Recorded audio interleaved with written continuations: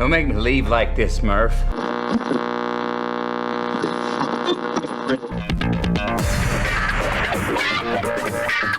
Black Chucky.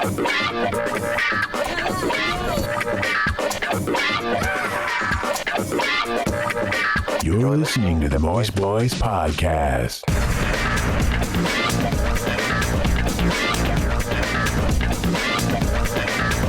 Bienvenido, everyone. Welcome to the Moist Boys Podcast, where all your dreams will come true as long as your dreams are us talking about movies and television series, and other things. Like ice cream, which we'll get into. Oh, Which yeah. we will get into. I can't wait to do that. Speaking of getting into things, my name's Josh. I'm Jonathan. I'm your best bro, Heather. I am RJ. We're here today to talk about, we're going back into the Nolan verse, and we're here to talk about Christopher Nolan's 2014 sci-fi epic, Interstellar.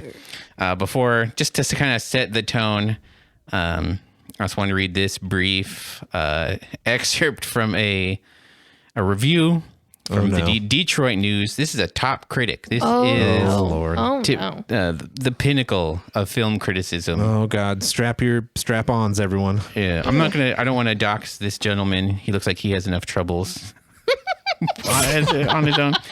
Take that, fucking Leonard Maltin. It's probably not him. No.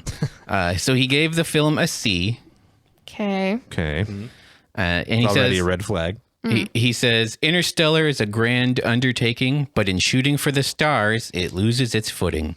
It goes to infinity and beyond when infinity would have been plenty. Oh, no. So is he saying it's What's his problem with the drawn out? movie? Oh, no. Yeah. I have no he idea. thinks it's too long? I It's You didn't supposed finish to be long. reading the review? No, that That's all you excerpt need. was Chef's Kiss. What are you talking about? What the fuck are you even talking about? Other than quoting Toy Story, I don't know what he was going for there. Yeah, he picked up on. Yeah, that's the only thing I understood in that review. Yep. It's like he knows how to do a movie reference, so that's something, I guess. Like, Yay. Maybe he compares every movie to Toy Story. As if Yeah. that's like the Oh, no. perfect piece of cinema. benchmark. Just, mwah. I was going to say he Nothing meets will be better. basic minimums of the job.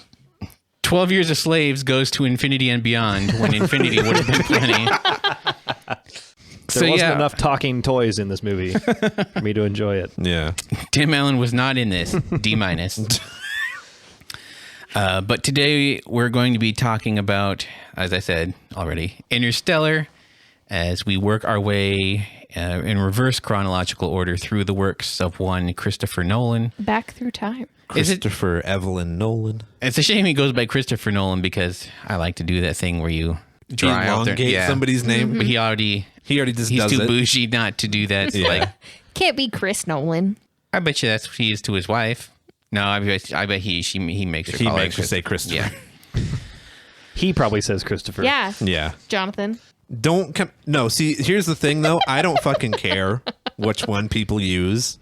Like, it does not bother me that I literally care. everybody that I worked with called me John. I hated it. And like, That's weird. You don't like him being called John? No, I really don't. Like, I met him and he was Johnny, and like he was also Jonathan, like, and that's fine. But for some reason, I really dislike him being called John. Literally everybody at work called me John. I know, and it really bothered me. And To this day, when I go back in there, it's still, hey, John. I never knew you preferred Jonathan over. Seriously until you just said. I don't have a preference. I don't Really? care. I have Honestly, a do you preference. know? Like, honestly, I don't care. Okay. Because I have I'll a answer to preference. any of It's them. me. It's my Yeah, weird Heather has a complex. preference. I used to kind of be like that with my name, like being Richard. Yeah. Like people call you lots of fun names when you're Richard. Let me tell you. Yeah. So I've gone by RJ like my whole life because I was like, Richard, I don't like that name. I don't feel. And then like one day I had a friend just start calling me Rich. Like, hey, what's up, Rich? And just like as like a short nickname. I don't know why he started doing it. But then Richard just kind of started coming out of people's mouths that were like close to me. Yeah. And then now like half of my friends call me Richard now. And it doesn't, and I used to not even respond to it because I'd like forget that was my actual name. And now it's like, I kind of like Richard. It's kind of stately. That's a bit, yeah. I feel like that's one of those names you have to like grow into. Yeah. Like Yeah. no baby is There's a Richard. there's Yeah. no 5-year-old running around getting called Richard by his parents. See, that's how I feel about like Francis. You can eventually become Francis, but you start out as Frankie, And you're probably going to hit like a threshold where you become Frank or Frankie again. But like there's going to be that middle ground where you're Francis for a while. Or you can just be a Heather. And that's the end. And that's the end. I mean, it's one of those names. There's no Heath. Nope. Nope. I know a Heath. You know, Heath. Yeah. He's like 30. But his 30s. name But is his name was Heath. just Heath, right? Yeah. Yeah, His you name don't, is not Oh, short for I see what Heather. you're saying. Yeah, there's you don't no. Yeah. nickname. Yeah, you don't call a Heather Heath. Hey, Heath, what's up, girl? Yeah. It just doesn't work. There's no. It's actually specifically why we chose our son's name is because I have such a complex about not having a nickname my entire life. Yeah. That it's just like that's why I think John really bothers me because I'm like, no, the nickname is Johnny. Like that is the nickname. It's either Jonathan or Johnny. The end. But I feel like John could be a nickname as well. I have also had stepfathers named that. I think Okay, that's another. maybe reason. that's Probably where your big like ixnay on that That's comes Ixnay from. on probably- that. yeah, that's also, more your the issue. ex stepmother called you that, and I hated it coming out of her mouth because it felt like a negative thing. Yeah, get my shortened name out of your mouth and go put your secret boyfriend's dick back in it. Blah. Speaking of shortened names, Christopher Nolan. And dicks and mouths. heyo. The only big, I mean, I guess there's a few big twists at the end here, but the big final twist is that Coop is his last name, which I didn't even think about. Like it didn't dawn on me until they mentioned it. Really? Their last name is Cooper? Yeah. Because everyone just calls him Coop the whole time. Yeah. Yeah. She's Murph. He's Tom. He's Coop. I mean, So you yeah, thought it's fair. funny you Cooper was mentioned his that. first name? Yeah, well, if you go to the IMDb page, it Yeah. only lists them by their first names, and I was like, oh, this must be like intentional that there's no in the descriptions of who plays who, it's like Murph, Cooper, like no last names. It doesn't say like Murphy Cooper. Yeah. It just says Murph or Murphy. Or Murphy Brown, which Yeah. would be even more confusing. Yeah. I'm gonna say this a lot, but this definitely goes into my Tom sucks the entire movie because that means his son's name is Coop Cooper. Was he a Marvel character? I think I think they just call him Coop. Yeah. I just think we don't 'cause know they, his they- first name. They start to do that with the first kid who passes away. Well, because that's what he's saying in like the video messages. Like we're aiming. I was gunning for Coop, but she said maybe the next kid. He specifically says like, well, next kid. But their last name is Cooper. Coop Cooper. Coop Cooper. He runs You know what? Tom does suck. He runs a And they- tobacco store down on the corner. And they wouldn't name him Coop. They're probably probably Cooper Yeah, Cooper. he's probably Cooper Cooper. Cooper Cooper. It's a fucking Mario villain. Fucking you It's a fucking Koopa. gotta hit the Coopers from below. They got the little spike on top. Yeah, of it. watch That's out for not his even shell. like a real Mario's villain though. That's like the Mario Brothers movie. King Cooper Like, Cooper. hey, mom, can we get a Koopa? We have Koopa at home. The Koopa at home. Cooper. So for those of you who haven't seen this movie and who can't watch it, spoilers, that's going to be everyone that doesn't own it or isn't going to shell out $3 to rent it. Yeah. Or is Or gonna doesn't have an pirate it. FX now. yeah. Oh yeah, it's on Subscription. FX now. Or Yeah. which I imagine it's got to be in like 480p. Like I can't imagine FX Now's app is going to be. I mean, FX they are on kind of the forefront. I feel like with AMC as far as like bougie television goes. So I feel like they would spring for like 1080p I don't. I feel like that's a minimum requirement to even compete. to do a streaming If you service. don't have now. 1080p, Like, you should fucking really have take your ball 4K. and go 4K's home. been out long enough to where you should probably have the capability to do Yeah. 4K. On the other hand, half of the movies on Peacock are like in 280p. So Yeah, but that's free. They don't give a shit. yeah. There is a paid version. I don't know what you get with the paid version other than commercial free, but it's like I'm never gonna. Yeah. At any rate, See, because that's what Crunchyroll, when you do free, you get, I think it maxes like 480p. yeah. Like that's what you get for free. And then when you go for the premium, you get no more ads, 1080p. So it might be something like that where just like, yeah, you can get HD, but it's behind a paywall. I own this film on Blu-ray because other than following, which who could care both in terms of reality and in terms of this podcast, because I don't want to do following because like as little as there's something to say about some of his movies, that one is would be the least amount to say because it's literally a student film Yeah. And like not we're going to gonna- Memento, and Yeah. that's where we're gonna be. That's We're our stopping at capper. Memento. Like it's easy to be that guy at the party who's like, Memento's his first film. Oh, okay, guy. Oh, whatever. It's actually this. Get your head out of your ass. But like at the same time, like, no, get your head out of your ass. Like, Yeah. Memento's his actual first movie. So RJ, since you're new on the Nolan verse, Yeet. which of the Nolan films have you seen? How familiar are you with the works look at of the filmography here. Christoph Nolan? He should go as Christoph. Christoph. Nolan. He could develop a German accent, go as Christoph Nolan, Christoph. like Ed Harris in Truman Show. Oh shit, was he? I think he was Christoph. Yeah, I think so. I'm looking at his thing now. Ooh, where'd you find that? The almighty Google. internet. Yeah. I want to see Christopher Nolan's thing. The internet's got all. I mean, That's a different website. I'm using Google for his filmography, not his thing. I have seen the Dark Knight trilogy. I have seen Inception. I've seen Interstellar. So for those of you, yeah, like I said before, I own it. So you either have to own it, rent it, or pirate it to see it. So if you haven't seen this movie, it's about Space trip. in the Matthew McConaughey, far-ish flung future. 2076 supposedly. Oh Christ, not even that far. I mean, We'll never see that, question mark. I'll be John Lithgow at that point. Yeah. Fingers crossed. I might make it there. How old will I be in 2076? 55 years from 55 I'll be years from now. 82. I could make it. Wait, 55 years from yeah, I'd be 87. now? Yeah. I'll be How old did you 88. say you would? I'll be 27 in a couple of weeks. God damn it. So I the, think- Always bringing on the youngins onto the I know. podcast. I will be 87 in 20. Yeah, with modern, we've got advances coming our way. they said if we Medically, can, technologically. if you we'll can make it to 80. 2050, then you'll be able to live for 1,000 years. That's right. what they're saying. There you go. In So- your fucking wretched, decrepit old body. Yeah, do we want to live for 1,000 years, though? I was saying, I I'll just be wanna see what- 61 then. Yeah. I mean, 61's the new 71, so it's cool. I mean- that's not a good thing. I mean, okay, so here's The wrong way. yeah, I was gonna say. 61 is the new 120. It will be when the Dust Bowl comes back, guys. Yeah, I was gonna say, look at 50-year-old Jennifer Lopez now, Dang. and remember that the fucking Golden Girls were all 50 when that show started. It's really true. Yeah. Like, what the fuck is that?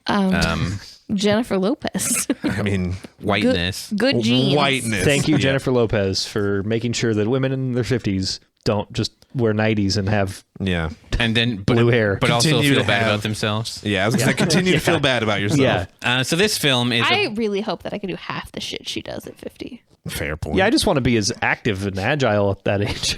I want to be able to take pole dancing class at Yeah. 50. I want to do half the stuff that she does, but only the stuff involving having lots of money. That's fair. See, my benchmark is like how good like Jeff Goldblum looks at his age now. Like I want to get to that. Jeff So, like- Goldblum, Ewan McGregor. Yeah, That's the goal. that's the dream. He's a beautiful man. really Really is. I feel older than he looks right now, and who knows if that'll ever turn around. But in this film, Matthew McConaughey leads a ragtag team into space to save humanity. Not really save this. This is not one of those save the world movies. It's more of like It's save the human race. Continue the human race film, which I think is an interesting spin at the beginning, and it kind of turns into a little bit different spoilers towards the end, where they actually do save the world by dragging everyone off of it. Yeah. So like, we'll probably get into all the bullshit. We're gonna do our buckshot sporadic conversation thing. I mean, that's just But, how you have to podcast. Is there any other option than that? yeah. I mean, there's people that do it plot point by or beat by beat, but I I feel do like not have we the patience. used to do that, and I feel like I enjoyed that the least because it just didn't feel. It never feels organic. I mean, Yeah. it's sitting around waiting for the next thing to happen, as opposed to being like the ideas that we're like wanting Yeah. to talk about. Whilst like one person specifically is just like trying to herd cats. It's like this doesn't sound fun to listen to. So my question is, one, how many of these space stations did they build to shoot up into the sky? Two, are they planning on are they going through the wormhole to these other planets, or are they just living in space forever? It can't be that one. Okay, so here's what's weird is that the whole movie is specifically about finding a new planet, which they go and do. Correct. And then, but then like at the end of the movie, Murph is like, go find out what your girl's up to. No, she's telling him to get there first. So they're all still, how I feel is happening is that she's telling him, you go ahead of us, go faster than us, because he's a smaller shuttle. yeah. He's going to be able to move quicker than them. The reason why it feels like they're just chilling out in space, Because they're a giant fucking vessel. they're a giant fucking vessel, and these things move a lot slower. They can't go as fast as what their original ship was doing. And so Murph is like, go find her and help her get it ready for us. We'll see you in 2 years. We'll see you probably in 20 because years.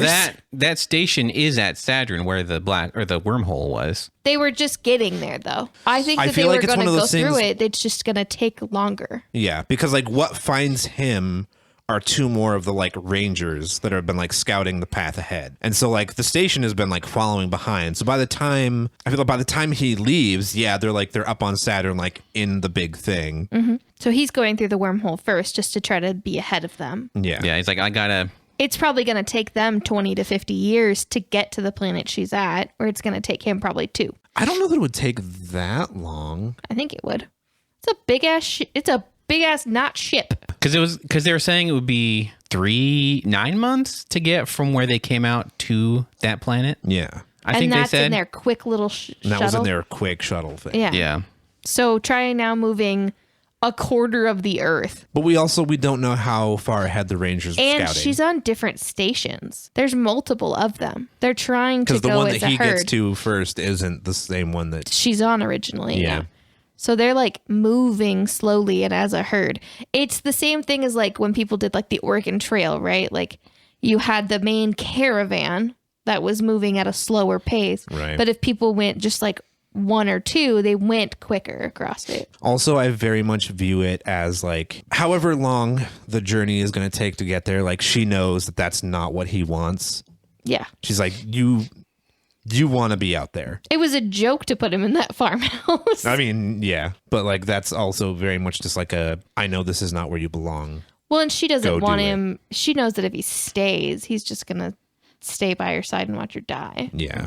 So my recurring theme on this film, and I feel like, or not in this film, but Christopher Nolan's films, and I think you can very clearly see the delineation by who. I think you can very clearly see who wrote what as you're watching the movie. Like that's Christopher line. That's a Jonathan Nolan line. Yeah. Anything Tar says, Jonathan Nolan. I have to imagine him and Bill Irwin got together, and I've said this before.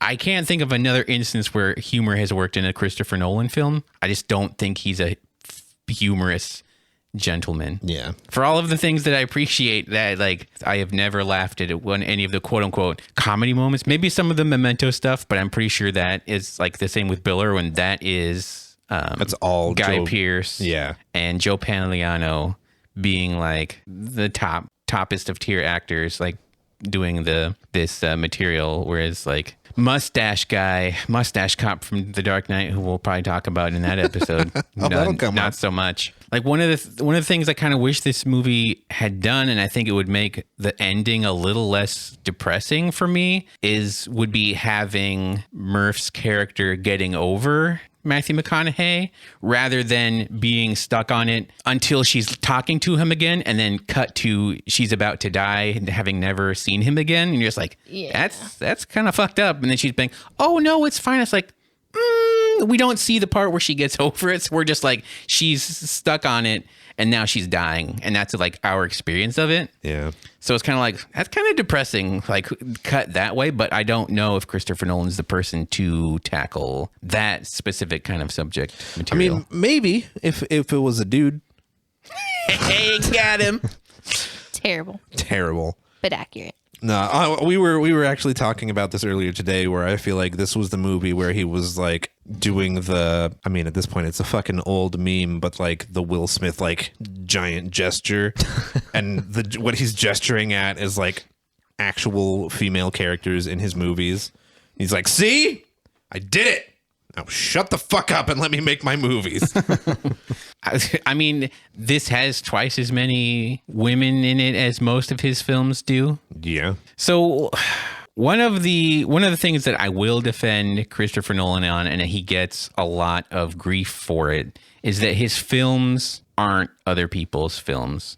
Like we'll talk about it with Inception, probably like as you just made fun of him for. I mean, We talked about it during Dunkirk a bit too. Like very much his films. Like nobody else is going to make these films. Because like I don't know why. I mean, I guess it's just like you have to hate him for some reason, and like he's a punching bag that everyone likes to use for some reason, and not like for specific things. For this, people are like, "Oh, the wormhole thing isn't trippy like 2001." It's like, well, this isn't 2000. This isn't It's like this is a 2001. different I'm sorry. movie. Like, Nobody thought that there's just a fucking bubble out there was trippy. but it's not like lasers, and it's not like.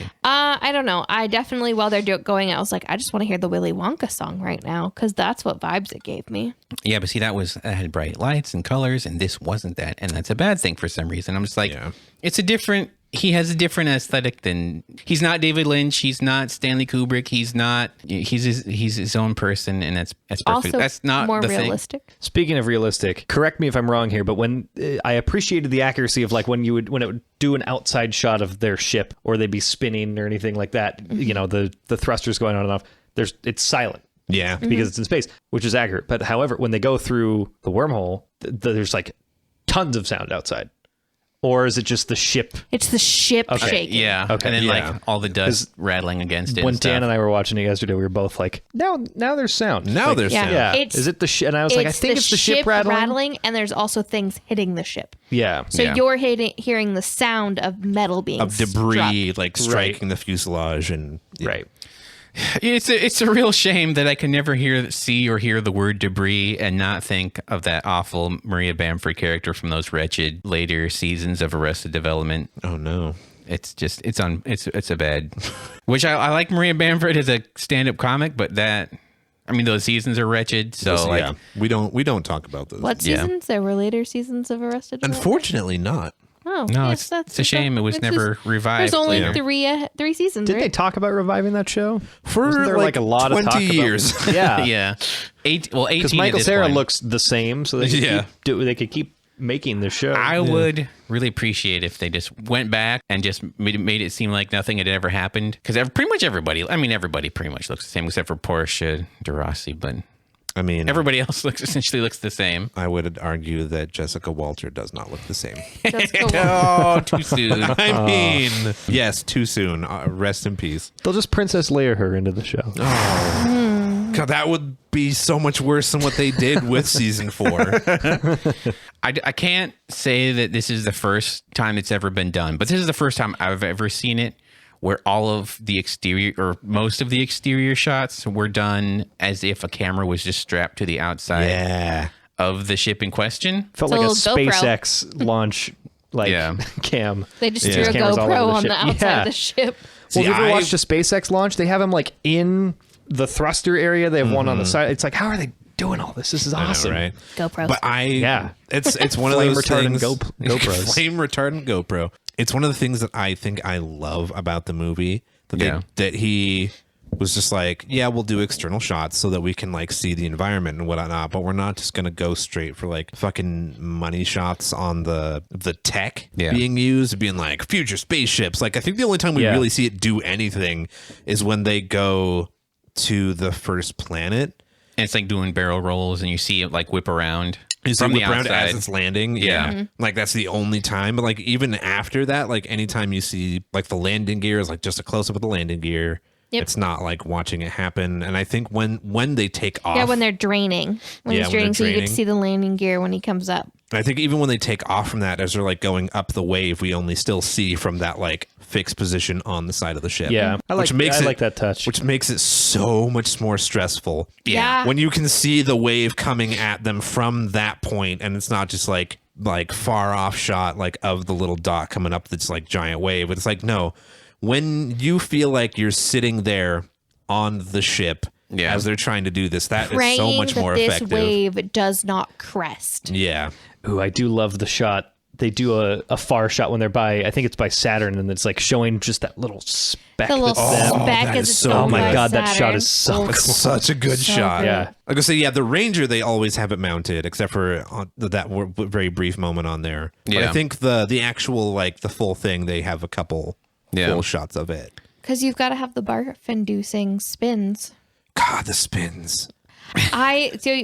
So we watched this movie very late last night Yes, we did. again because we've seen it before, the three of us, and RJ watched it last night too, but Yes. did not watch it with us and at a much smarter time. Yeah. So Josh and I had a joke about which one of us was going to fall asleep first because we had both worked all day and we were like, okay, which one of us is going to pass out? And we both forgot how stressful this movie is. Like, And that start to finish. start to finish it's stressful, but I forgot that I, who falls asleep on planes, trains, automobiles, can ride any form of vehicle, have no problem, throw me on the ocean in a raft and I'll be great, get motion sickness from this movie. And what's Yeah. very odd about that is I, the person who literally can't play like first-person shooters or first-person games in general, do not get motion sickness from this movie. The only shot that got to me motion sickness wise, because I sometimes, like, if I play too much of a video game, I'll get that. Yeah. And I'll slip on some of those like blue light glasses, which do help, by the way. They do. Yeah. I love my blue light glasses. Yeah, those help me a ton if I'm sitting at the computer for a long time. I'll wear them to work sometimes. and stuff. Yeah. But anyway, the only shot that got to me is the end where he's trying to line up the spinning with the spinning of the. Oh, man, I fucking love that scene. And that, honestly, like, that absolutely should get me. Yeah. But it doesn't. Yeah. That one really gets me, and I think it's spinning, so I don't do spinning well. Oh, I absolutely That's not do true. not do spinning. I 100% do spinning well on theme park rides. Yeah, I cannot do spinning. I But used to. I actually don't know because I have noticed since I've had my kid, and I don't know what it was about having a kid. Also, turning 30 just ruins your body. RIP in a few years, RJ. Thank you. But I can't like spin around in a circle even like 7 times without immediately being so dizzy I fall over. Usually with our kid in my arms onto a bed because I'm like, I'm sorry, dude, mom's dizzy. Here we go. I mean, luckily, onto the bed, at least. Yeah. And I was like, here we go, bud, onto the bed. Oh, no. Oh no. Like, so this is the first time I've seen this literally since seeing it in the theaters. Same. Yeah. I think so for me too. It's been a long 7 years. Yeah. This You didn't do the math. I never did the math on it. Holy fucking kill now me you're getting motion sickness. Now I'm getting motion sickness. I We're just, whipping you through time and space. yeah, I just did the confused Dr. Phil. This is one of those movies where I remember everything, but also forgot a lot of it. Like, kind of a thing. Yeah. The Or last just, like- hour, I totally forgot. Other than going to the bookshelf dimension, Yeah. I totally forgot about like all the last hour. The beats are all there, but like, I don't know. It's really It's a weird. small detail. Yeah. I remember everybody dying but him and her, but I forgot how. No, see, I remembered it. And I forgot in which order. I also did forget about the whole Matt Damon thing. I mean, I knew I did as soon as they not. started walking, I remembered. Yeah. But like, I kind of forgot that he turns on him. I did not, and I thought it was earlier, and I know I didn't forget this because I refused to watch The Martian because I just am convinced in my brain that It's just propaganda. it's the same They're fucking linked, dude, yeah. and it's propaganda for why they should be on his planet. 2 things. First, one, my theory is that because he talks about, because they're talking about how brave everyone was that went on the missions or whatever, and like how he was the best one of them all and whatever. He talked everyone into going. My theory is because we find out he might be the only other person that knows that Michael Caine's been bullshitting everybody the whole time. yeah. And he says later on that he didn't even think that he would be on one of the failing missions. So I don't think he was actually being brave when he went off. I think he was thinking, well, I'm going to die here soon because of all this. I'm just going to go to another planet, save the day. Everyone's going to come pick me up and we're going to live happily ever after on this planet. So I don't think like at any point in along the line, he was actually like, being like super and selfless and brave. I think. No, He was being opportunistic. And like, yeah, like in his mind, there was a 0% chance that his planet was not it. Yeah. Yeah. So he's saying like Earth is doomed. Michael Caine has just admitted to me that there's nothing we can do. So like I'm going to go off and live my best life on this new planet. They don't explicitly say that, and that's like one of the things that I miss about Christopher Nolan movies is when he doesn't explicitly come out and be like, this is the theme theme here, or have the characters tell you that. I'm not going to lie. After doing Tenet and Dunkirk, I was like, am I gonna regret doing all of these movies like this? Because I was like, Tenet isn't bad in the sense of the filmmaking, but in the sense of like it's The not script. pleasant to watch. Yeah. Like there's some really bad script stuff, which this Cover has your like one ears, or two It's okay. two things, but like just as like an experience, it's not a pleasant film going experience. Not really. For me, and like No. Dunkirk, I put it ahead of it, but like as I said, pretty much just because it's an hour shorter. Watching this, I was like, oh yeah, like Christopher Nolan used to do stuff. He used to like leave stuff for the audience to like infer, and like he used to. I feel Hour like shorter. How long is Tenet? It's like 2.5 hours. Okay. It's not So exactly Dunkirk's only an an- hour. oh, okay. It's like an hour and 40 something minutes. I Yeah. feel like sorry, I didn't mean to cut you off, but I feel You're like the average movie is like 2 hours now. Yeah. And it was Interstellar didn't feel like a 3-hour movie, but Yeah. it definitely felt like a long movie. Yeah.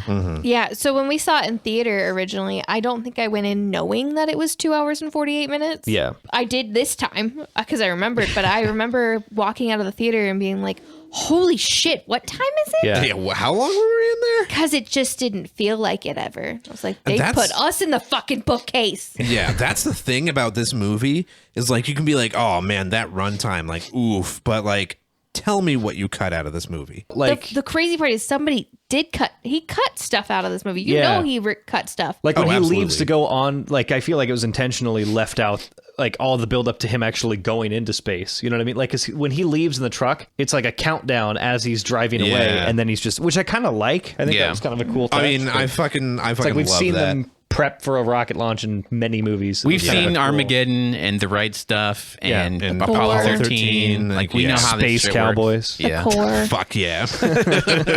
The core that doesn't count. They get prepared. They're in a spaceship. They I mean, just go they the do wrong still way. the thing, yeah. They go the wrong way. Just go the wrong. Fuck, we went in reverse. We watched this last night, as we just said, and as we were like, as I was just going about my day, waiting for these guys to get home, and like thinking about this, I had a realization that I had not seen this movie since we saw it in a theater. But also, on top of that, when we saw it in the theater, we did not have a kid. I was like, oh, this movie's gonna fucking destroy me. It did. Yeah. Also, Yeah. It did destroy him. It did terrible things to me in Yeah. quite a few scenes. Specifically, the Our scene. robot cried, guys. It was really cute. I'm not a goddamn robot. Shut the fuck up. Him leaving, absolutely. It's a shame that this movie killed the reconnaissance. Which I did look it up on IMDb. This was the end of the reconnaissance. What the fuck's a reconnaissance? Where he became an actual actor. Yeah, where Oh, he did yeah. good movies for a while. Oh, yeah. This was the end of it, wasn't it? This was, was. like the last thing before he did like Serenity, other stuff. But Shows that he's capable of great acting. and that's Yeah. the terrible part, is that he is capable of it. He's Yeah. capable of, like, and he doesn't. yeah. Also, we realized the reconnaissance was literally only a 3-year stretch. yeah, there was like 3 years, 5 movies, and a TV show, and everyone's like, "It's the reconnaissance." Yeah. it's Is like- Dallas Buyers Club in that? Yes. Yeah. So Is I think Mud he's in that? incredible in that Yeah. movie. I actually, honestly, when I was watching this last night, there were certain lines that he said that I was like, maybe it's just a fault of the writing. I can't, but I felt like some of his lines were a little weak overall. It didn't hurt my love for the movie or anything, Yeah. but like, I think his best work is probably Dallas Buyers Club, in my opinion. I mean, it got him an Oscar, so. I Yeah. thought it was interesting that when I was re-looking at him in this movie, and I know that they were trying to go for the like the Haggardish, like you living in a dust bowl Yeah. Right. kind of look. Worn but down old farmer guy. I was definitely looking at him, and I was just like, you still look like you haven't gained all the weight back, and they haven't prettied you up a little bit from Dallas Buyers Mud Club. and Dallas Yeah. Buyers Club, because I was like, I don't looked think he ever did, because after that, rough like in I those remember guys. those movies, he looked horrible in Dallas Buyers Club, which was Yeah. the intention. Is that yeah? But And in, I feel in like he's Mud, never he looked the wasn't- same since that film. My for me the top of the reconnaissance was the first season of True Detective, which I have that on DVD and I've never watched it. oh my god, I was like unaware of the show, and my grandmother bought me the first and second season of that show on DVD, and she's like, "Oh yeah, you like this show? Yeah, thanks."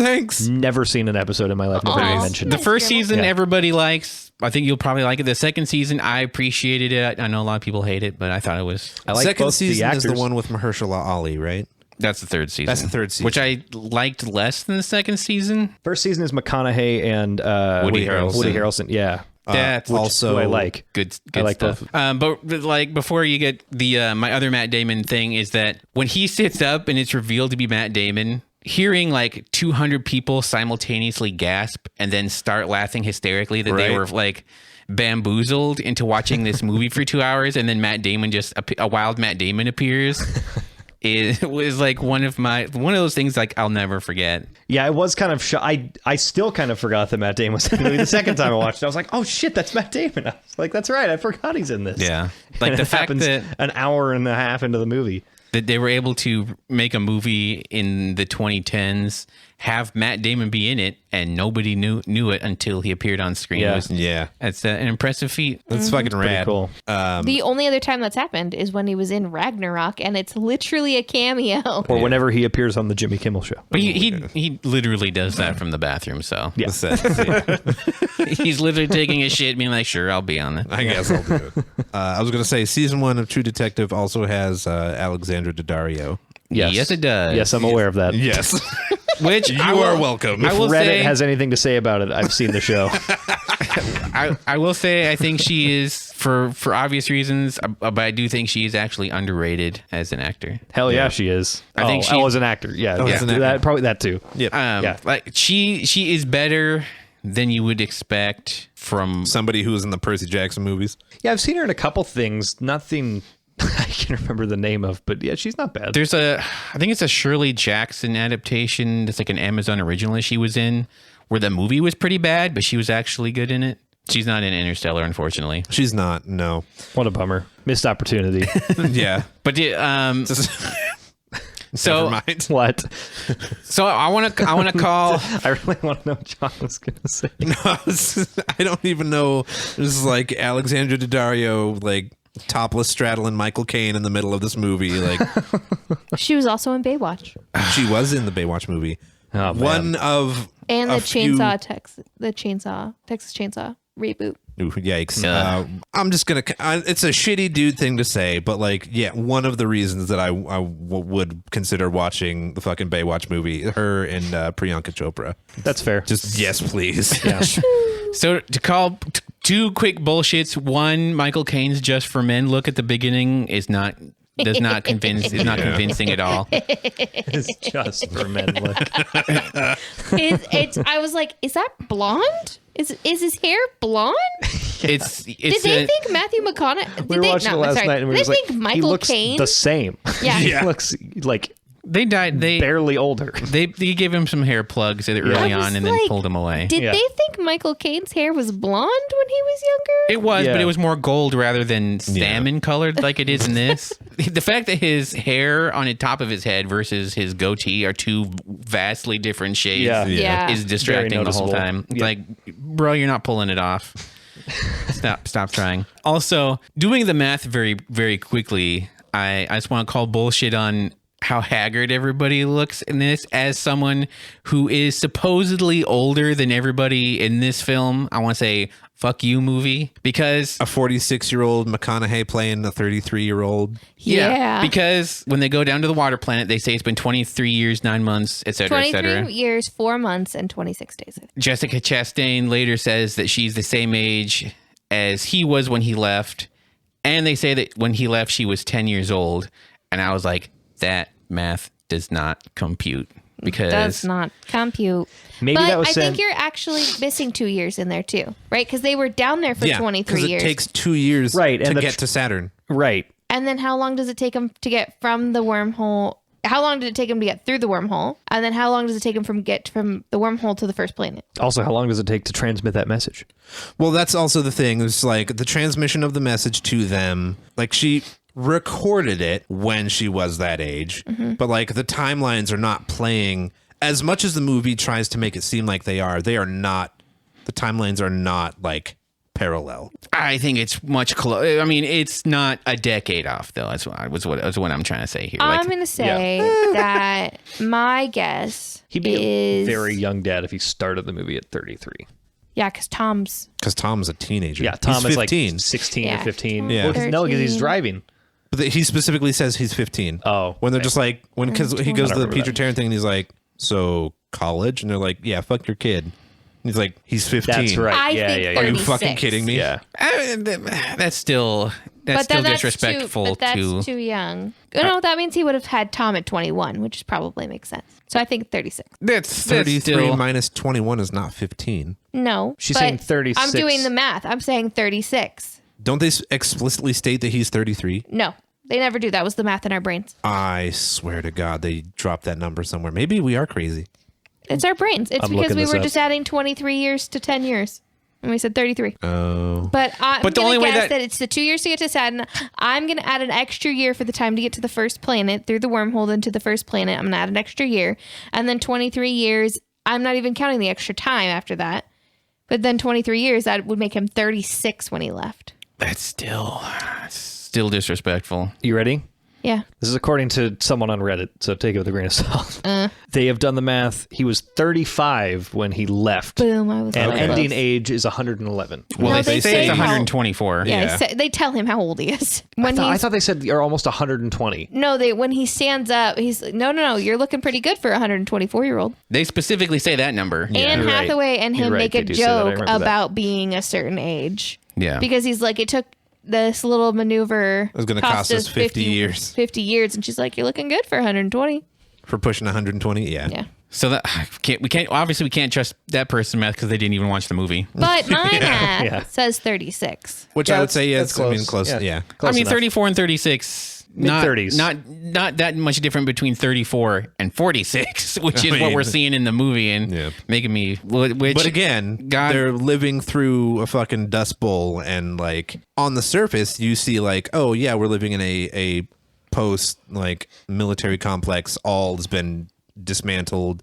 It's like, oh cool, it's a utopia. Well, no, actually, there's a fucking disease killing crops, fucking everywhere, Blight because it just thrives off of the nitrogen. nitrogen so and eats oxygen. one of the I'm gonna call some more bullshit on the keyboard warriors out there on IMDb and Reddit land, where they say that they keep calling it a drought, and that's not what the Dust Bowl was. No. And I don't. That's not what they say in this. It's killing crops, which is killing the soil, not drying everything out. They're like, oh, crops wouldn't be green and lush like this if there was a drought, and it's like they never say there's a drought. they say, literally say that it's dying from blight. yeah, like a thing that lives in the atmosphere and then comes down and destroys the crops. And is killing specific crops. Yeah, and it's the crops are what we're keeping everything held together. Yeah. But now that everything is dying off, now you just have this dirt sitting everywhere. So that's not what a plot hole is. Stop trying to. Oh Christ. In every like good, accurate movie, there's always some asshole on the internet trying to find a plot hole. For this movie specifically, it was Neil deGrasse Tyson. Yeah. Neil, stop watching movies or like pull that stick out of your ass. One of Yeah. the two, please. Like it's science fiction, my dude. Don't tell me aliens haven't been here, man. Yeah. I mean, look at the Fucking pyramids. Neil. Yeah. White people ruined the didn't fun do for it, so Someday we'll do Stargate. yeah. So just to briefly run through the cast, you got Matthew McConaughey as Cooper. You have Anne Hathaway as Doctor. She's a doctor, right? Yeah, Dr. Dr. Brand. Brand. Jessica please. Chastain is older Murph. Mackenzie Foy is younger Murph. The Nutcracker herself. Ellen Renesmee, Burstyn. thank you very. Do not shame her for being in those movies. I mean, she was a literal child, so shame everybody else. Sure. Ellen Burstyn plays old Murph. I was going to say his mom, but no, she just looks like it. John Lithgow. Timothy Chalamet. Just gonna let him say it like that. Let him say what? Timothy Camembert. Timothy Care Bears. Timothy Care Bear or John Lithgow? Lithgow. How did he like say we're it? gonna say Lithgow. It's either one. Everybody in the car, Lithgow. Lithgow. David Oyelowo as an asshole. Wait, as who? Tom. He Old was Tom. Older Tom. no David Oyelowo is the principal. Oh yeah. I was gonna say Casey Kasem was old Tom. also known as Who? Casey Affleck. Oh, I was like, what? Timothy. That's not. Casey Kasem's a real person. I know. Timothy Camembert and then Casey. Catch These Hands is a real person Casey, as well. catch my face. It's so Technically. adorbs. Ooh, that's not a good look right now. Oh, no. Also, I need to address something really fast that Josh just called blight, something that just chills in the atmosphere and then comes down and kills plant. I'm like, blight's a real thing plants have. Like, Michael Caine specifically mentions the atmosphere. no, Yeah. he just said He that said- our atmosphere has a lot of nitrogen. And as in their atmosphere had a lot of nitrogen. He doesn't say it came down from the atmosphere. It just said it thrives unlike us. You know what? I'm going to keep my Yeah. headcanon the way. Wes Bentley is Doyle. You know what? Like, Good old Wes Bentley. If you need a beard in a movie, Wes Bentley's your guy. He really is. I wouldn't mind more Wes Bentley in movies. Yeah. He's not. He's never bad. He never really does a lot. I mean, no. No. You get him for like 10 minutes He- here or there. He was in the entirety of the first Hunger Games movie. He was in a chunk of the entirety of the first Hunger Games movie. Yeah. He's like, I mean, he's not one of the fucking, like... no, but he's only kids. in like maybe 20 minutes of it. Yeah, but that's what he's in. Like, Yeah, but you get like does- 20 minutes of him in that and then 20 minutes of him in this. He I'm does, just saying, don't put all your eggs in his basket. Well, no. I mean, he does everybody a favor and kills Donald Logan, Ghost Rider. Because Donald Logan was just really not bringing it for that movie. Which is Nobody is, was. I was Yeah, saying, okay. was anybody bringing it for that movie? No, including Nicolas Wes Cage Bentley. was, Yeah, the end.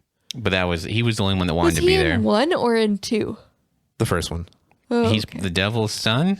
He because is. you made me watch both of them. Yeah, he's Blackheart.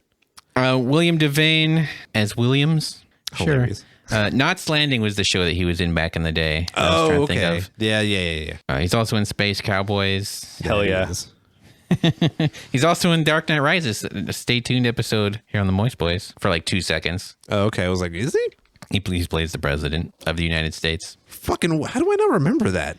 because he's just on the TV in the prison for 2 seconds. Oh, okay, because I was like, because I don't remember the president of the United States at any Being point. in the movie. Yeah, no. He might not be he's speaking for the president at least. Oh, okay, He might gotcha. not be the president. Yeah. He's an official He's the talkie press guy. secretary.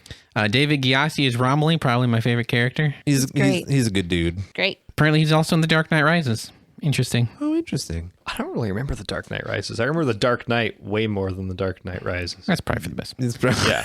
As you mentioned before, Casey Affleck as Old Tom. Affleck. We've already mentioned Michael Caine a few times as the old Professor Brand. Well- Yield Folders leader. And the real star of the show, Bill Irwin as Tars. Classic. Maybe the So best great. Christopher Nolan character of any of his films. I was just going to say, TARS is better than a lot of the robots in Star Wars. Shots fired. If I mean, that's just because other than he's not British. BB-8 and maybe R2-D2, it's a low bar. Yeah. Yeah. I'm Nobody aware. loves C-3PO. And Nah. No, People- I fucking defy you. Find me somebody whose favorite fucking character is C-3PO. Anthony Daniels. No. No, Even Anthony his- Daniels. Because he hated has to get crammed into that fucking tin can. That's not his favorite shit. People love KRS-One, but I could do it with or without him. I liked him. K2SO? That's what I said. KRS-One's a like radio K2SO. station and a rapper. I also what was her name in Leet. what? It's Leet. Fuck it just that Leet? movie so Literally, hard. no, but like it's LE37. L337. L337 Which is movie? Leet. Solo, a jeez. Star Wars story. I liked her. I I just don't liked even remember her that voice. droid in that movie. Fuck that movie like Lando Calrissian. Fuck that robot. Yeah. I liked that robot's voice. It's fine. I watched Solo for Amelia Clarke. That's a good way to watch it. That's it. That's That's unfortunate that she's in like 10 minutes of that movie. I was gonna say I know. that's a lot of wasted time, but yeah. I was like, don't worry, she'll be back. She's coming back. She's coming never- back. And she's like, oh shit, she's coming. not. She's coming back. Yeah. She's turning to everybody in the theater. She's gonna be back. Babe, wait, babe. Listen, my dad's coming back for me, okay? Yeah. She just went to grab some cigarettes. She'll be back. Yeah, that's what I was gonna say. Say you were the Murph in that situation of like, oh, he's coming. She's coming back. You're gonna go, Amelia. Just go. Just go. So one of the things I do like about this movie is that with one exception, there are no villains here. With that exception being Hawkeye. Goddamn Matt Damon. Okay, so my brain was like, wait. Who's did that voice since I said I liked her a lot? How? Phoebe Waller-Bridge. Thank you. I was like, how did you not be like, it's Phoebe Waller-Bridge? Because I don't know if you know who that is. Name your favorite thing that Phoebe Waller-Bridge is in. I haven't watched anything with. I'm sorry. Solo. I've never seen her in anything, but I love her in everything. I didn't say I loved her. I said, yeah, I know who she is. Okay, She's that's fair. Fleabag. Okay. Yeah, but what is she in? Hey, yo. She's also in Killing Eve, which I also need to watch. Oh, okay. There's a lot of movies in it. A lot of shows. I Okay. need to watch. I need you to make this argument for me. Why is Coop the villain? Because he's a huge, he's an enormous ass. So I'm sorry. How is Coop not the villain? the I part just show your work. the part where he goes up to his daughter and is like, "Don't make me leave like this, Murph. Don't make me leave like this." I'm just like, Jesus Christ, The dude. part Are where you trying to destroy he's her? like putting in the message for her to tell him when he knows that message didn't work, and then is screaming, "Make me stay, Murph.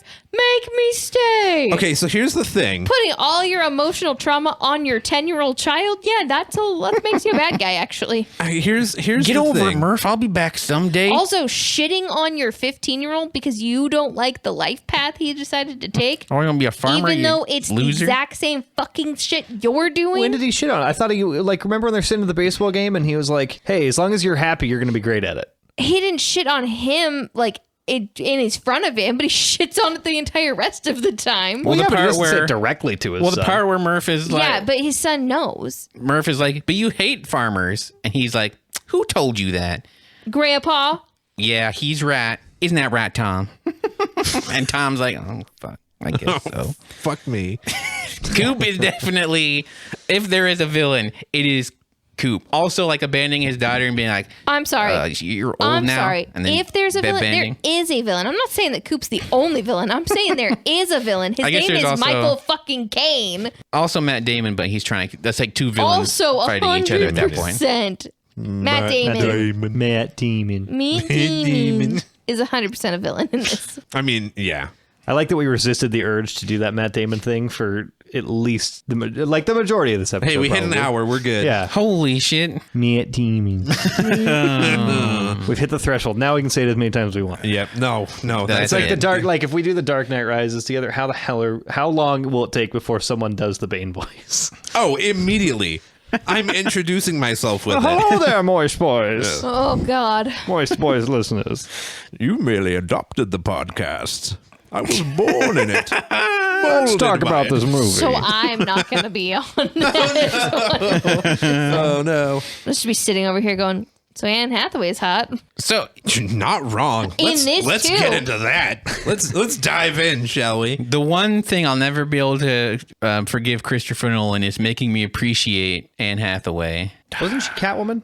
Yes. She was. Yeah. That was Again, Christopher Nolan. Also, oh yeah. I would highly recommend Ocean's 8. Yeah. Because I realized up until very recently, I spent a majority of my life being very cold on Anne Hathaway and just being like, Anne Hathaway, whatever. I'm pretty sure. I think we saw Interstellar after we saw Dark Knight Rises. Yes. That's how they were released. I've seen part of Get yeah. Smart. That's right. God, I keep forgetting like what the order of, because it's not this. It's Inception that's in the middle.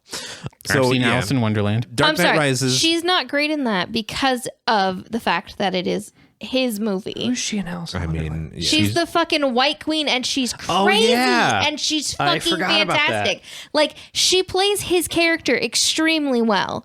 Is that who she is? No, but she plays his character very fucking well. Helen Bonham Carter does too. She plays the characters he wants her to yeah.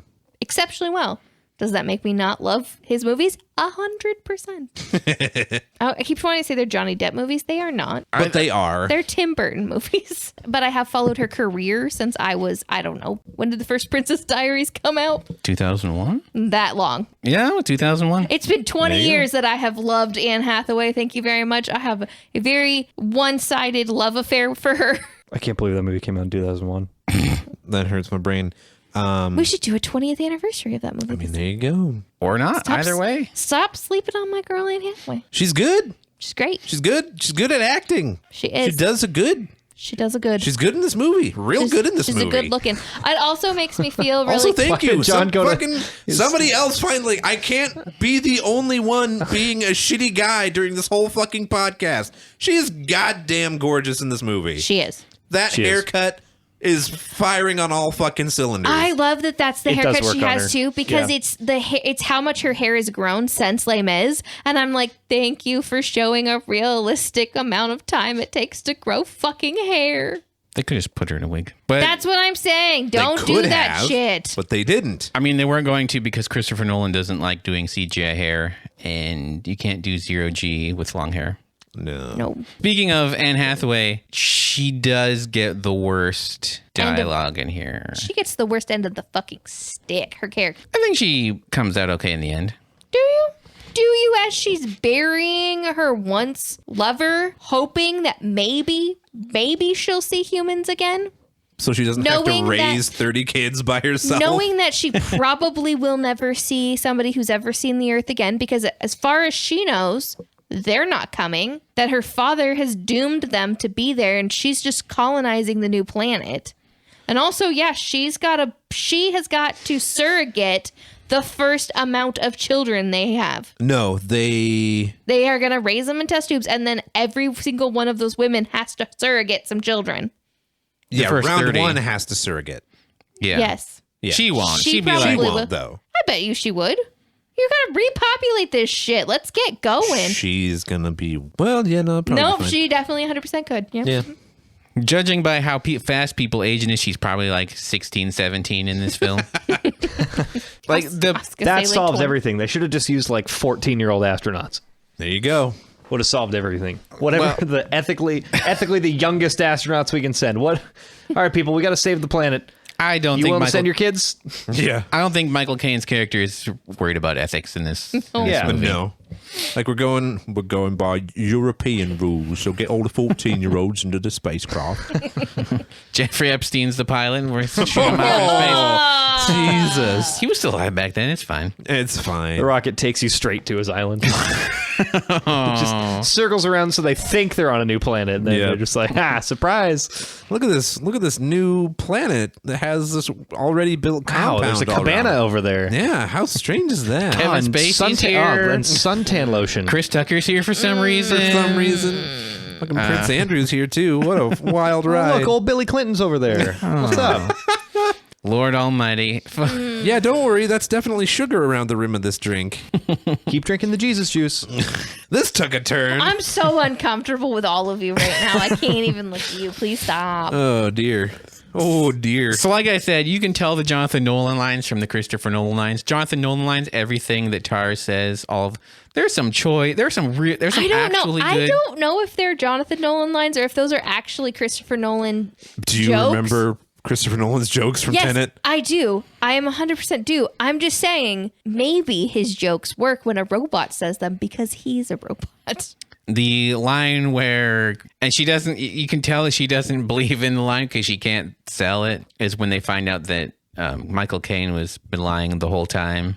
And then she starts talking about the lie, that monstrous lie. I was like, ooh, that's a Christopher Nolan original right there. Yeah. Mm-hmm. That's Like nobody could make eye contact with each other as she was saying it. She couldn't look up when How she many was times saying do you it. think she had to re-record That without was some laughing? prequels Hayden Christensen dialogue right there. Yeah.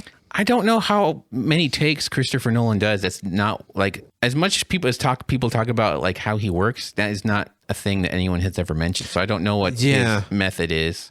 I'm sorry, if you have actors laughing when they're not supposed to, you're probably going to re-record though. Hopefully we do a rewrite too, but I probably not. Yeah.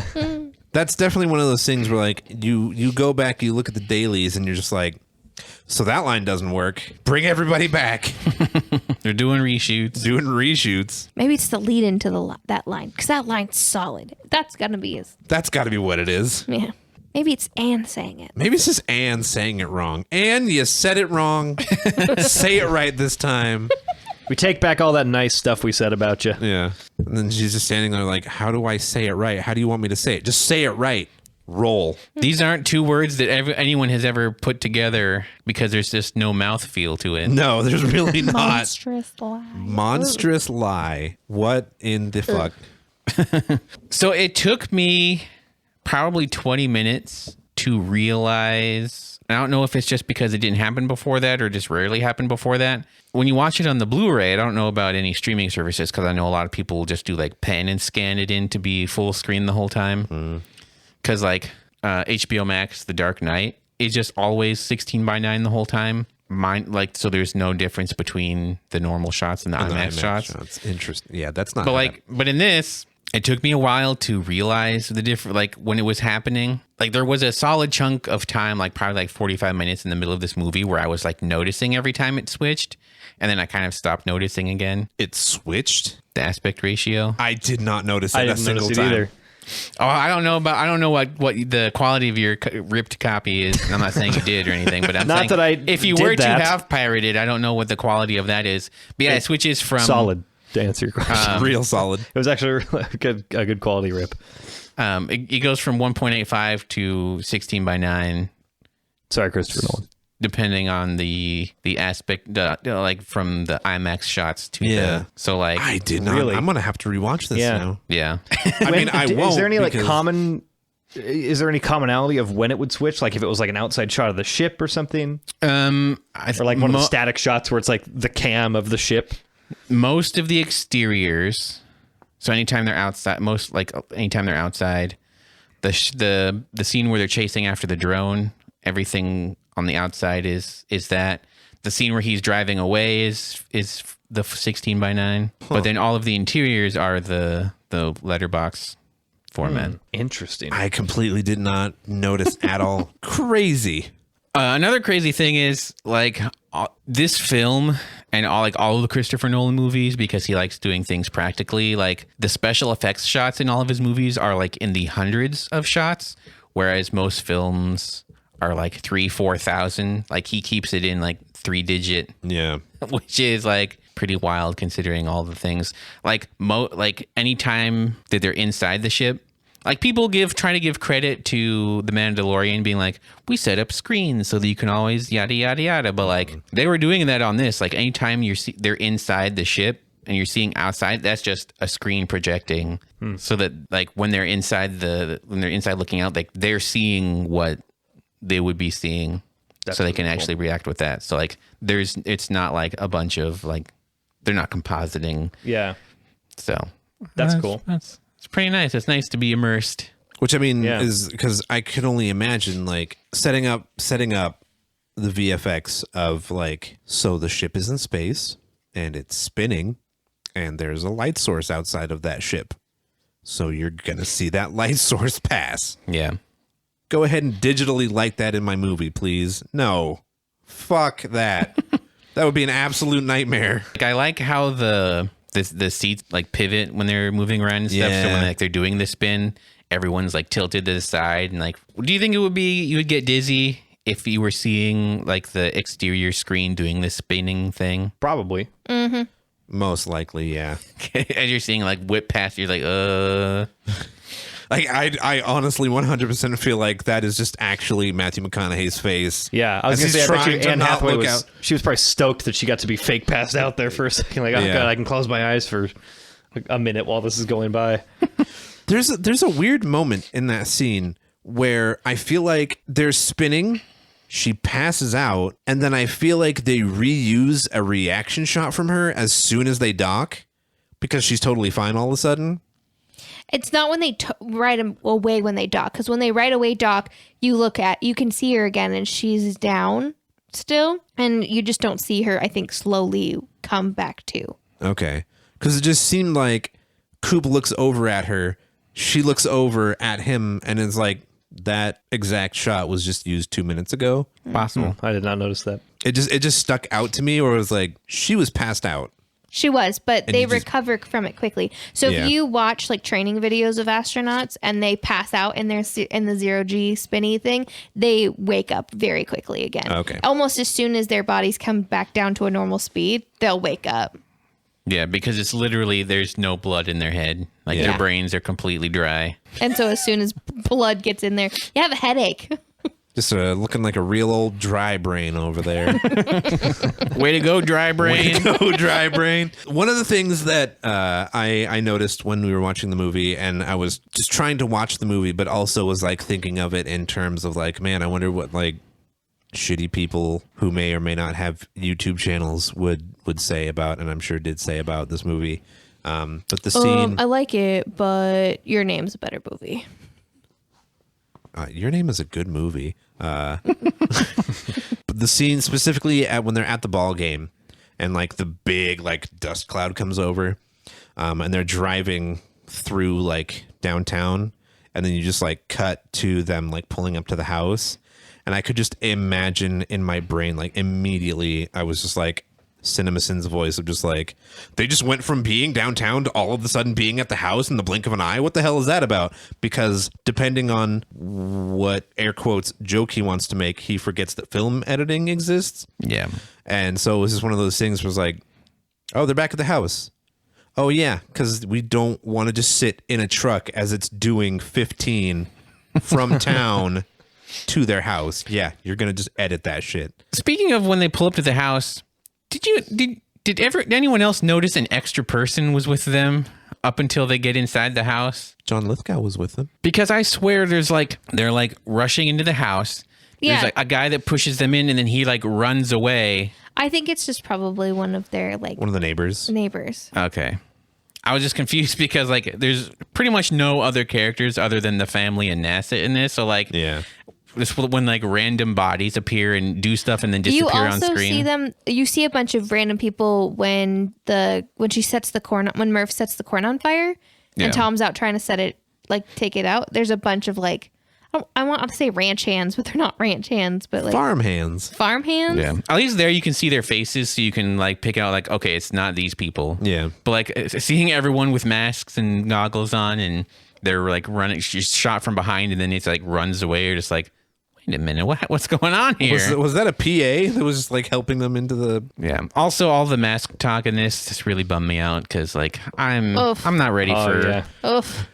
When I when noticed they're that in the too. truck and he's Hit a little like, close to home. yeah, Yeah. he's like, all right, everybody, masks on. I was like, Or like We're never escaping it. when they're showing like the Dust Bowl interviews and the woman's like, we had to wear cloth over our mouths and nose. yeah. I was like, tell me about it. I That's feel gonna you. be That's my every fucking day, lady. nail on the head, Gladys. it's gonna be me someday. Ken Burns the third is gonna be like, talk about coronavirus. Me, I wore Had to wear cloth over our my faces. faces. Some people So don't is want to that- wear it. So as to not. Some people were assholes in supermarkets and were just like, I have a medical condition. I can't. I need to be in public, even though there's a global pandemic, but I can't breathe with one of them. I have a medical condition that prevents me from wearing cloth over my face, but I have no problem going out and shopping. I am. It has to be like 1/1000% of the people that say they have that condition Oh, actually for have sure. a condition that's actually if that. Jesus Christ. I get anxiety watching old movies where everyone's not wearing a mask. I like, know, it's really weirding me out. Yeah, I don't know how. Like, the vaccine's doing great. There's a rollout. Like, everybody Yeah. can get it now. Fucking aces, folks. But like, not still, to date this episode even more, but like, go get it. Go get it. Yeah. Go You have it fucking yet. do it. Also, when to you hear disclose this. to people listening, we all have it. We all have. Yeah. Yeah. So we're all safe. That's why we are we're here doing practicing social distancing, and we all have the vaccine. My joints feel like they're made out of glass. and I'm doing Worth it. and I'm doing it for you people. Yeah. So I can hug you and. Hey, So, speaking yeah. of things that aren't sad, though, they're just Interstellar. yeah, Yeah, I was gonna say, Interstellar. not Interstellar. They're actually just anxiety inducing. I have been very honest on this podcast that I do not hear the music usually in movies. I only pay attention to, like, I hear the songs, but I don't hear the score.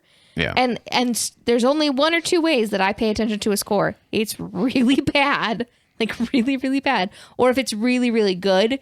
And this score gives me fucking anxiety at times. And like, it's so good. the ticking as you hear the days slip by, because that's what it is, right? Each tick is a day. I think that's what they said. Something like that. It's when they're on the water planet. Yeah, when they land Yeah. on the water planet, there's Yeah. like ticking starts, and like each one of those is like a day. on Earth. Or is it a month? No, Or a because that year. scene goes on for a while. That's true. So I think each one is like a day, because 23 years times 365. So Well, like a few but I mean, thousand. like, because an hour is hour 7 is 7 years. years. Yeah. So I feel like every tick would be a month. Tick, tick, tick, Yeah. tick. It's about that fast. And for like, It's yeah. like every second. It's like the second hand. No, Yeah. it's like a minute. It's That'd like be 60 BPM.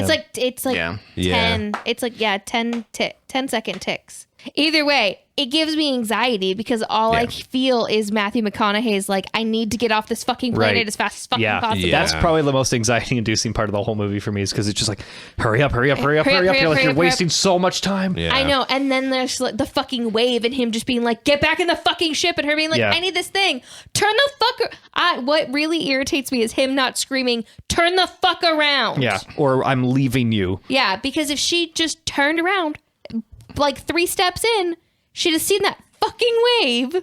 that whole planet It's stressful is as fuck. so stressful. I feel like that planet is more stressful than the fight between Matt Damon and Matthew Oh, McConaughey. 100%. Yeah. Like, Yeah. I just feel stressed the whole time. And then his like Matthew McConaughey, he like screams kind of like dying sounds while Matt Damon's just talking as he walks away being like, I thought I'd be able to listen to this. I can't. I'm sorry.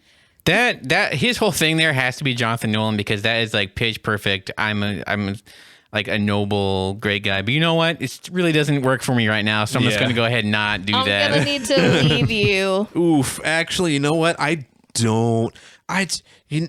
I'm here for you, but I'm not actually. What's that tweet that was going around? Like, I do you hate have the the emotional homeless. capacity to accept some news right now, or whatever it is? Like, Yeah. They're like, instead of talking to your friends like human beings, send them this message first. Like, but like, he's the embodiment of that, where he's like, I am not prepared Yeah. to take this emotional baggage at this point in time. So I'm just going to go ahead and turn I this hate off. the homelessness This problem problem that plagues our that's city. Matthew Damon.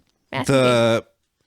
A line that I think we all laughed at that I don't necessarily think is supposed to get a laugh is when he starts headbutting him, and McConaughey's like, you got a 50-50 right now of killing yourself. What Yeah. the fuck are you doing? And he's like, it was the best odds I've had in years. I think that's supposed to be funny. 'Cause Yeah. That's pretty Okay. funny. That's Yeah. If it's not meant to be funny, then they wrote a great joke there. That's a fucking great line. It is a great line.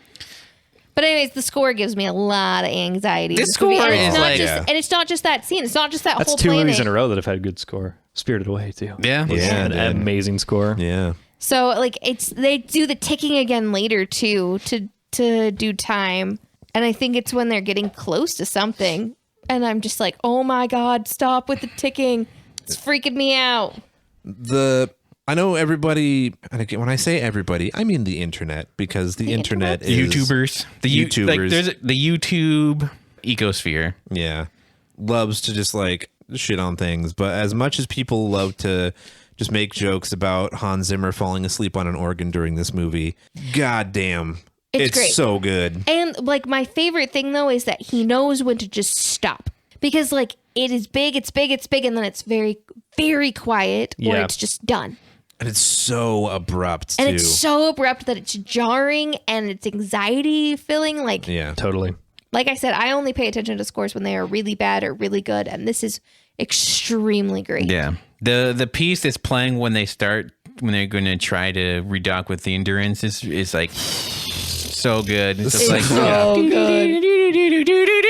yeah. Just like, fucking do it already. Get this. Like, just stick it in. Oh my god. Fucking get in there, Tars. Is it docked yet? yeah. That music, by the way, totally perfectly pairs with his trying not to vomit and pass out face. Like, after, like, there are so many scenes where it would end and I'd be like, I should probably start breathing again pretty soon. Yeah. Oh my god. Where it's like, I feel like he wasn't able, like, not to shit on Tenet and Dunkirk anymore, but like those didn't really get those scenes really. Not really. There's like the Like, I one in Dunkirk where he's like singing in the The plane, pilot, yeah. but that's pretty much That's the only quiet one. though, isn't it? Yeah, It's quiet, but I felt like I couldn't breathe. Yeah. yeah. And then I can't think of a single time in Tenet where there like that same tension he was able to hold.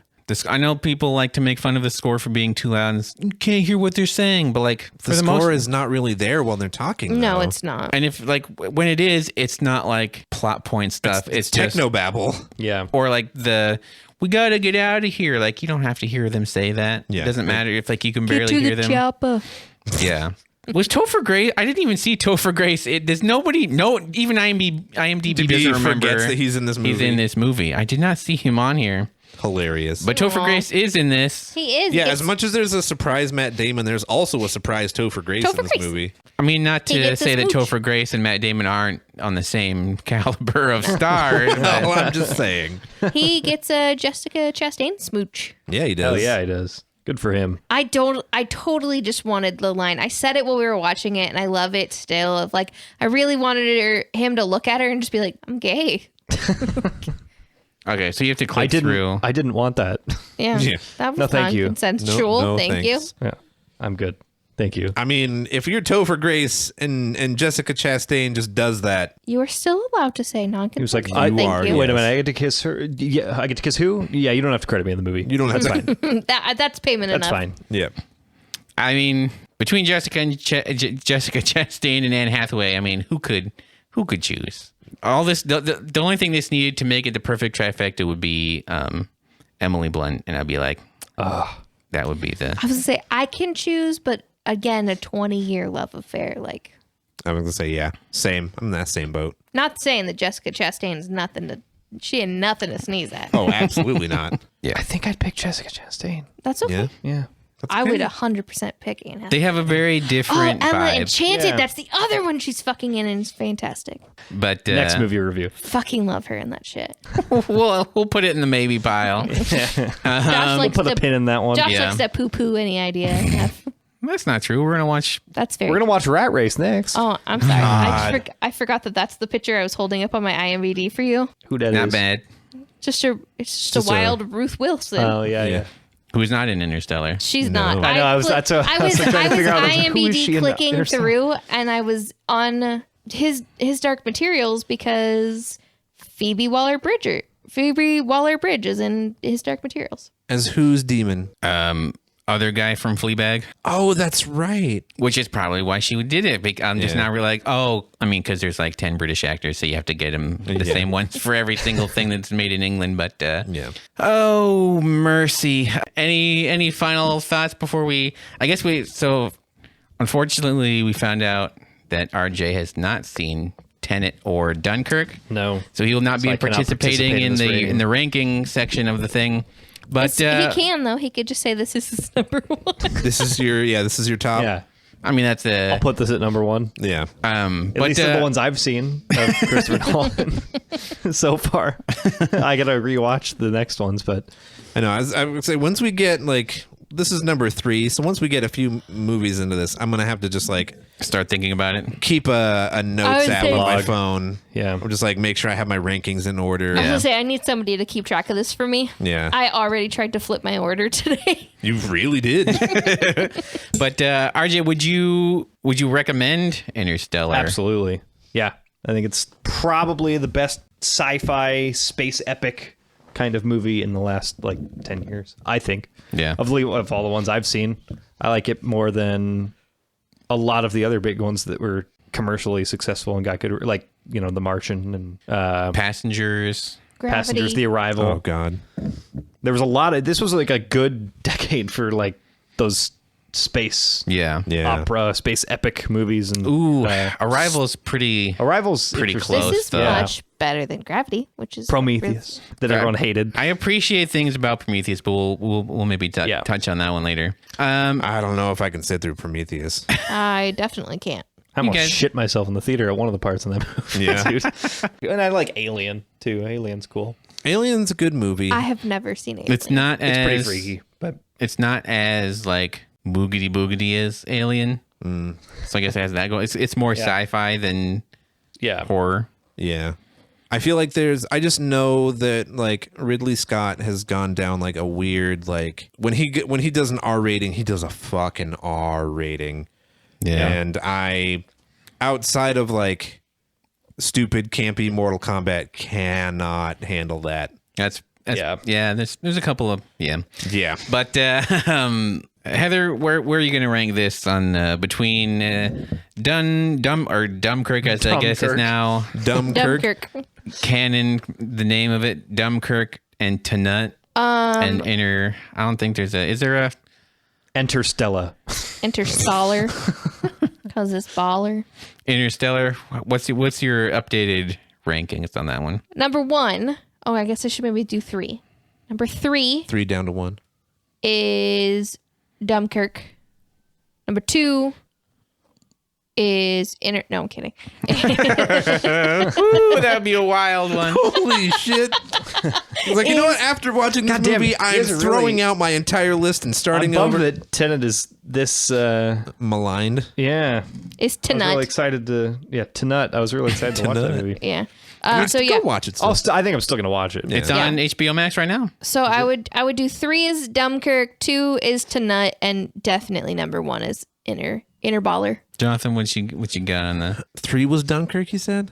Yeah, but that's what my original standing was Yeah. So I'm trying to Tanut think. and then Dunkirk. I'm probably. You were the opposite. I was. I feel like my thing might evolve a little bit as I kind of ruminate on the feelings of the movies. I'm not gonna lie, watching a Nolan movie where I know this is Nolan and I know that I'm getting like all the Nolan-y feels from it makes me revisit what I watched in other movies, and I'm like, oh, that's right. I do like this part about Tenet because it feels very Nolan-y, like this part in Interstellar did. I did like this part of Tanut because I don't get that with Dunkirk because I don't do war movies. I kind of feel the same way where I think I'm gonna do Dunkirk as 3 because outside of the dogfight scenes, it feels just the most like straightforward a movie. Mm-hmm. Like anybody kind of could have made it, But probably a little bit better. but yeah. And then Tenet has enough of like just the opening scene in itself is such a like Christopher Nolan like hallmark like filmmaking. Mm-hmm. It gave me Scene. very born supremacy. Born supremacy. Born- It was very that the opening of Tenet is very on par with the opening of Dark Knight. Fucking at me, I don't care. But like the openings of those movies are very in line to me, where I can like watching that. It was like, oh, this is absolutely Christopher Nolan. The way he moves the camera, the shot composition, all of that is just clearly him. Mm-hmm. And it was very much like calling back to the opening of Dark Knight for me. And this movie has a lot of his kind of things as well. But I also there are parts of this that he did something different, and I really enjoy that too. And it's like, oh, okay, so he can do other things. So the movie's starting like cold open, just like documentary footage. Yeah. It's like, oh, I really like that actually, because much like he likes to do, he shows you the end and then shows you how you get there, but without showing you the end, which is a big thing for Tenet. Tanut. For Tenet. And I feel like this was, I remember sitting down in the theater and it starting that way, and I was like, oh, okay, this is Not what I thought I was getting. not what I thought I was getting, but still really good. So yeah, Dunkirk 3, Tenet 2, and then Interstellar 1, which if I'm being honest, I think Interstellar is going to take that top spot for at least a while. Jonathan really liked this movie. Jonathan really we saw this movie as a birthday present to him. We went to the cheap theater because we waited so long to see it. And I was dragging my heels the whole way. He conned me into watching this stupid movie because it was my birthday. But it's my birthday. And it's cheap theater. And I was like, I do not want to watch a fucking McConaughey movie. No. I had faith in McConaughey I did not. that he was going to stick the landing. That on was this. still in the That was the still mech- in the reconnaissance. I Yeah, have we didn't- not watched any of the McConaughey. Yeah, same. We have not Oh. watched any of those I have movies. not watched You haven't them watched Dallas because Buyers Club? I No. don't Oh, like man. McConaughey usually. You gotta watch Dallas Buyers because Club. when- Because I That usually movie. watch things like Failure to Launch and How to Lose a Guy in 10 Days. And I'm like, what's this shit on my TV? Yeah, like that's what my brain like still that's the image that my brain conjures whenever I think of Matthew McConaughey. All right. Is that McConaughey and not like, no, he's an actor. He's like Magic Mike McConaughey is who I We get. see a lot of lawbreakers in here. Yeah. Yeah, I mean, Interstellar is obviously going to keep number one spot for at least one more week before I think it starts getting competitive again. yeah. So I'm going to go Tenet 3, probably only because I saw it in theaters and like that was such an unpleasant experience. Yeah. That I can't. Oh yeah. I'm going to tell you now, when you watch it, subtitles absolutely must. Because Yeah. as much Yeah. as people are like, the music's too loud and you can't hear what they're saying in Interstellar. It's 10 times worse in Yeah. Okay. But You like need the subtitles. exposition, like the big dramatic face off between the good and evil, you can't It's understand. exposited in a way that you cannot hear Yeah. them. I feel like it wasn't that bad in Interstellar. You know what I think it is in Interstellar? I think because when Dan was watching with me yesterday, he commented on this too, like how it'll go from insanely loud to, I mean, the mixing is just like all over the place. Yeah. And I feel Yeah. like the dialogue gets very quiet, and it's like there's no compression to bring this up a little bit. Yeah. Like it's just your ears aren't adjusting to that quietness again. Yeah. After such an intense. Anyway. So yeah, 3 to nut 2. Like I said, I don't. It's just length. It's just 50 minutes shorter. So I'm putting Dunkirk ahead. But this 3-hour movie, But then number one. They keep This you 3-hour entertained for movie 3 that hours, does. you know? So here's Yeah. the difference: is that Dunkirk felt like a 3-hour movie, wasn't Interstellar? Tonight you can absolutely feel the runtime. yeah, Same. Yeah, both of them. They feel like 3-hour movies. Aren't. some less so than others. Yeah. Dunkirk felt forever to me. See that Very one long didn't, because as you get further and farther into the movie, you see the timelines like bridging together. Yeah. And so you're like, oh, everything's converging. Like we're getting to it. Yeah, I would have guessed that Interstellar had the same runtime as Dunkirk. that's fair. But yeah, far and away number one at this point, Interstellar, like feels like a real movie, not like. And I'm gonna do an experiment, see if I can do it. Which the his next two kind of felt more like experiments rather than a finished movie that he wanted to make. Oh shit! I forgot to make my joke about whenever Christopher Nolan finds a new technology that he's perfected in his lab, he makes a movie out of it. So interstellar travel, he has figured it out, and I he's think hiding he's it from figured everyone out how to make a black hole. and project it into space. Yeah. I think he's figured out how to make a pocket watch or how to make a wristwatch. He's figured out how to build a Rolex. He knows how to build a watch now. How to Yeah. make a watch where the second hand can do Morse code. Yeah. Yeah. Has he We figured out didn't- the we didn't, spy codes yet, though? We didn't get into the thing that everyone complains about because I couldn't care less. The Tesseract. Tom being Yeah. an asshole. Oh, I mean, he is. Yeah. And I don't like. The Tesseract? The Tesseract, the fourth dimension that he goes into. Yeah. the bookshelf. Yeah. The bookshelf. The bookshelf dimension. Like. With from the others, but the others are them. And it felt very, what's that Haley Joel Osment Sixth movie? Sense. Sixth Sense. Nope. AI. AI. Oh. Secondhand Lions. But speaking of movies that feel 3 hours long, AI, God, where remember that there's suddenly classic- there's like, oh yeah, aliens. that classic sci-fi movie, Secondhand Lions. also starring Michael Caine. Yeah. Yeah, I like Michael Caine in that. Like it does what it needs to. I don't like people complain about it. I don't give like It's stick your complaints up your ass. I It's don't weird, care. but it doesn't feel out of place. It Yeah, doesn't feel like, it it's doesn't feel whatever like it is. such a far throw The from what it could man's be. the man's in a fucking black hole. Like, let him Yeah. imagine whatever he fucking wants. Yeah. Yeah. Like I think because people like think like, oh, how convenient that he goes into a black hole and ends up there. And it's like, well, yeah. He went into a black hole. His fucking ship fell apart. He ejected out of it. And then like his consciousness just took him somewhere. And in who knows inside of a black hole what fucking happened. So maybe that's what would happen is you would open up a new dimension and you would just go inside of it because it's what your brain just imagined. Yeah. They also imply that it's not really a black hole, but like a thing that looks like a black hole that they made. to teach him how to get Go it back. in and- Yeah. Yeah. Like a thing for him to go inside to jiggle the time strings. Yeah. Right. And that's why after he sends that message to her, it starts breaking apart. Yeah. Like, you sent the message. okay, this done. place doesn't need to exist anymore. Right, exactly. It's the room of requirement. It's like the butterfly effect thing. There you go. Yeah. He strangled himself in the womb. Yep. Spoiler alert for Butterfly Effect. I forgot that's the end. Well, that's the director's cut. In the real cut, the he theater cut, he slices his friend's dad's penis off. Does he? And then sends him to prison. Yep. Or threatens to castrate him. That's right. Yeah. And then just never meets his girlfriend so that she doesn't become a fucking crack whore. Yeah. Is that What a offensive great to film. say? What a great film. Great family film. You should definitely watch that. You should do a double feature. You should do Butterfly Effect and Requiem for And a then Dream. Interstellar. Jesus. Yeah.